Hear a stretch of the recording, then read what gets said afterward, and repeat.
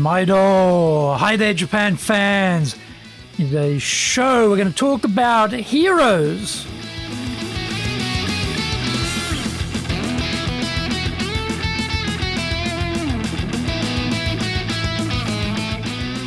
Present, Master Shimashou. This is the 5th year of the Presentation Japan Series podcast. We are beaming around the world to you from sunny Minato-ku in Tokyo.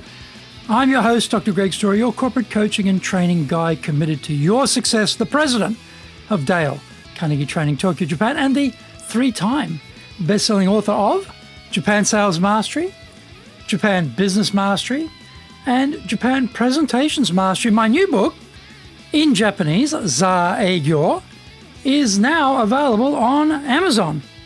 Become a better speaker who is clear, confident, persuasive, and highly influential with those around you. Don't forget to subscribe and share this podcast with your family, friends, and colleagues. We are not being sponsored by Libsyn, but we value your privacy, which is why we have our podcast hosted by Libsyn, who, unlike many other podcast hosts, have a strict policy that does not allow access to your private information by anyone. Here is our daily podcast lineup on iTunes. Mondays, the Cutting Edge Japan Business Show. Tuesdays, the Presentations Japan Series. Every second Tuesday, the Business Tatsujin no Oshie Show. Wednesdays, the Sales Japan Series. Thursdays, the Leadership Japan Series. Every second Thursday, the Business Pro Podcast Show. Fridays, the Japan Business Mastery Show, and Saturdays, Japan's top business interviews. This is episode number 288. Today we're talking about how to make your business audience the heroes when presenting. When we're asked to give a business presentation, we may imagine we are the hero, arriving on our white charger to rescue the audience from their woes. We may come armed to the teeth with research, data, statistics, evidence, testimonials, and proof. We have it partially correct. We are definitely there to add value, to make their attendance worth it, and to leave some positive residue from the experience. However, we are not the hero, jauntily dispensing wisdom and gold nuggets. We must make those attending the hero. And we need to find out what is their kryptonite, the things which are making business hard for them. We are the catalyst, the seer, the guide, the trusted advisor, showing a different and superior path to those already considered.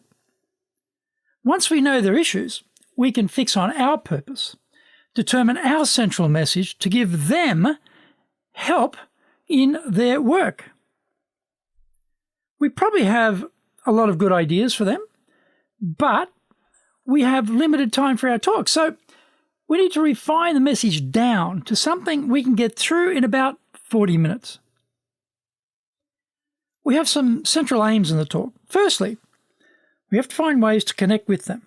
Our grand resume will hopefully go some way to establish our credibility, but in this era of fake news, that may not be enough anymore. Our opening has to crack the code and grab their attention. A boring start will ensure everyone is grabbing their phones and surreptitiously scrolling around the internet looking for something much more interesting than us. We need to flag that we have some answers for some of the central problems which have been plaguing them for some time. Secondly, we want to motivate them to take action to do something. This is where we can often get carried away. Before you know it, our talk has become the 100 things you need to do to achieve wealth, happiness, and the secret of life. We need to fix on one major thing which will lift all boats and make a fundamental improvement in their businesses. We'll be facing a mixed audience, scattered across industry, specialization, gender, age, and position. One key action item and one key benefit is the target, because that forces us to go for the richest vein, to tap into the motherlode. Thirdly, to get people behind the idea, we need to offer proof of what we are saying. This is where storytelling is so critical. If we bundle up a whole bunch of numbers, assorted data and various details, the chances of anyone writing it down are very slim, and that anyone will refer to those same notes ever again is even slimmer. For everyone else, they won't recall the content because we forget 50% of what we hear within an hour, 70% within a day, and 90% within a week. Find out more. We come back from the break.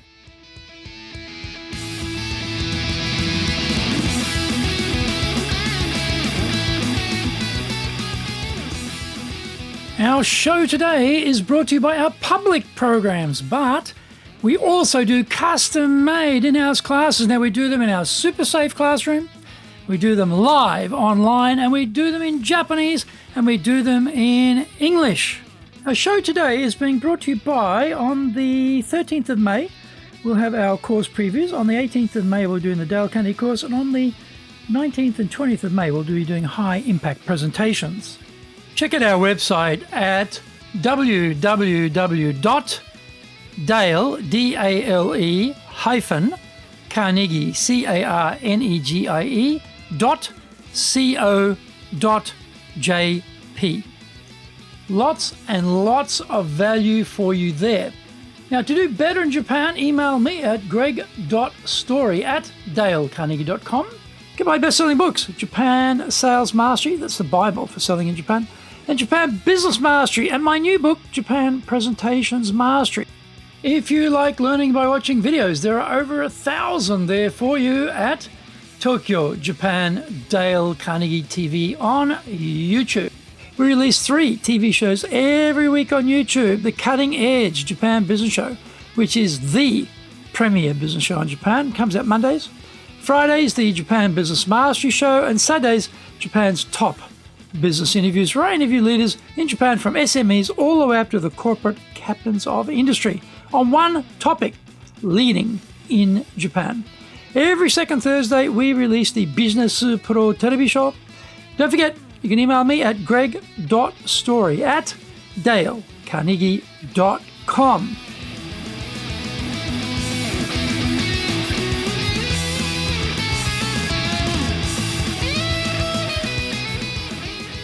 Welcome back.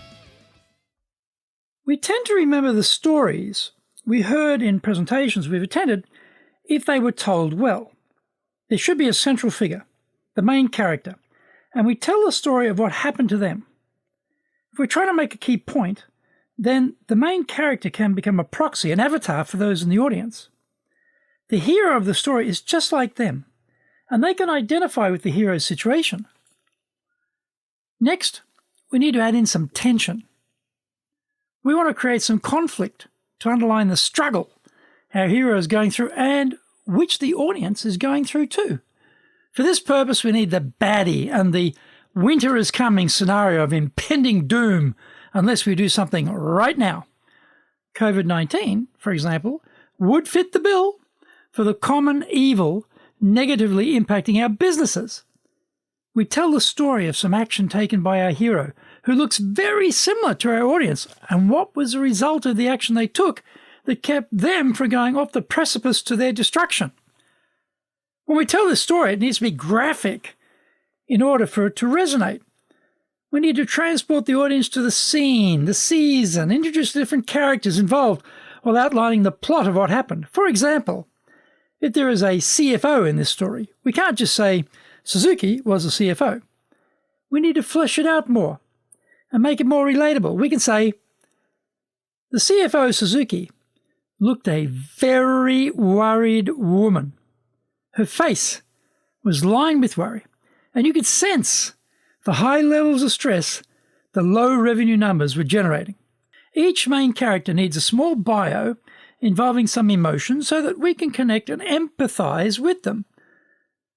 We might be having very worrying revenue numbers too, so we know what Suzuki is going through, or we may have had this experience in the past so we can relate. We need the emotion to be there to provide the glue to get us interested in what happened to this other company. Finally, we introduce the fix, our recommendation in the context of what it did for the hero in the story.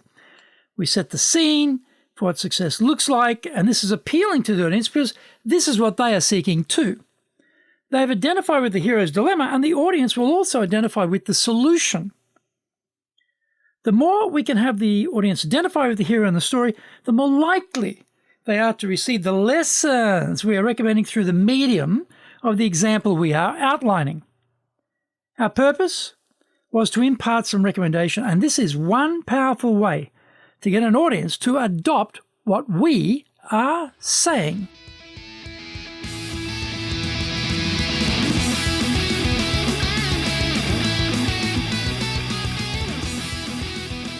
Thank you for joining the Presentations Japan series. If you got value from today's show, spread the love around and share it with your family, friends, and colleagues. Don't forget to subscribe and share this podcast. Immediately apply what you have learned today, use it, and go out there and become a presentations legend. Remember, I'm your corporate coaching and training guy in your corner, committed to your success here in Nippon.